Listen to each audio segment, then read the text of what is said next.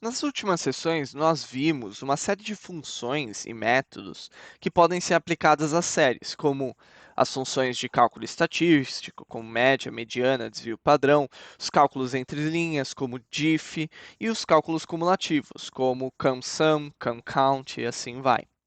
Para data frames, em geral, os nossos cálculos, eles serão feitos coluna a coluna, o que significa que a sintaxe que a gente aplica vai ser exatamente a mesma que a gente viu anteriormente. Então, por exemplo, se eu pegar o meu DF1 e selecionar, vou selecionar aqui duas colunas.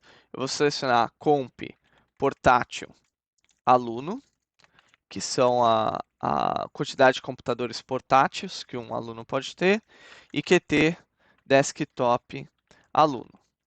Então, se eu olhar esse cara aqui, eu tenho aqui esses dois campos.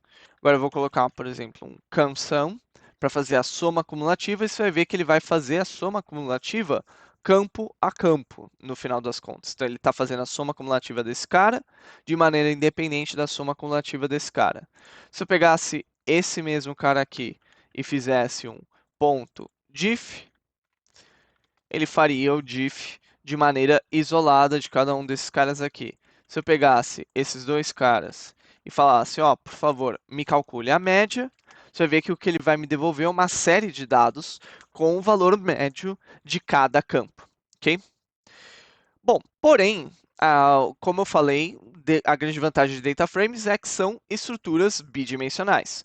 Portanto, naturalmente, como vocês já devem adivinhar, eu posso, por exemplo, se eu quiser somar esses campos, determinar qual que é a direção da soma. Então, eu posso falar, ó, some esse cara aqui com esse aqui na direção de colunas.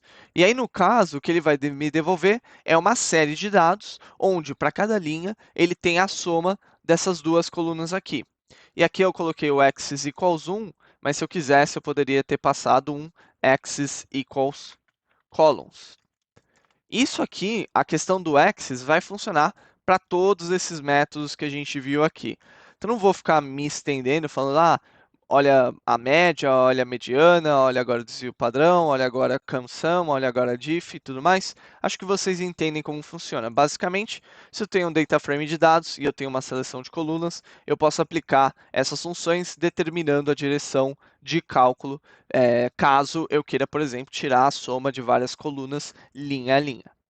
Entretanto, vale só a gente lembrar que eu falei que tinha algumas funções, alguns métodos, né, que a gente viu em séries, que estavam limitados em termos de capacidade pelo fato da gente estar trabalhando em séries.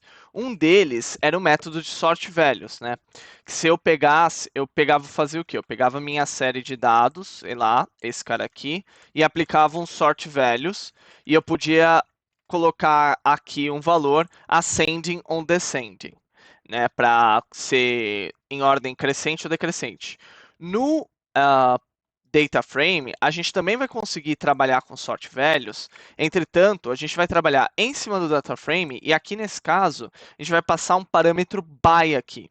E esse parâmetro by pode ser uma string com o nome da coluna, por exemplo, vamos supor que eu ordene pelo QT comportador portátil aluno, e aí você vai ver que os índices vão ficar completamente misturados, ou por uma lista de colunas também. E aí colocar alguma coisa como esse cara aqui, e aí depois o QT desktop aluno que eu tinha colocado aqui, e aí o que a gente vai ver? Ele vai ver que ele vai mudar um pouco, né, também o comportamento. Deixa eu selecionar esses dois caras para ver, para vocês verem, né? Porque o que ele vai fazer ele vai selecionar esse cara aqui do menor para o maior, e aí em segundo lugar de critério, esse cara aqui do menor para o maior. Né? Então ele vai checar todas as combinações de zero com os valores de desktop aluno e vai deixar primeiro 0 com 0, depois 0 com 1, depois 0 com 2, depois 0 com 3, até esse número, aí esse número troca para 1, aí vai ser 1 com 2, 1 com 0, 1 com 2, 1 com 3 e assim vai. Né? Então ele tem a ordem que você faz o sorting e da mesma forma, aqui você ainda funciona o parâmetro de ascending igual a false, por exemplo, para ele colocar na ordem inversa, mas eu posso, além de colocar o ascending false e dizer como que eu quero fazer o sorting dos valores para um cara, para as duas colunas, né, para o conjunto de colunas, eu posso trocar isso aqui por um uma lista e colocar, por exemplo, esse aqui eu quero em ordem crescente, mas esse aqui eu quero em ordem decrescente, por exemplo. Então ele vai ver, o primeiro é 0 com 1400, aí depois 0 com 1246, 0 808, enfim. Então um está ordenado de forma crescente, o outro está ordenado de forma decrescente. Aí é equivalência direta entre um e outro. E ainda os sort values, ele permite a gente colocar esse parâmetro de inPlace igual a true para ele alterar diretamente no data frame.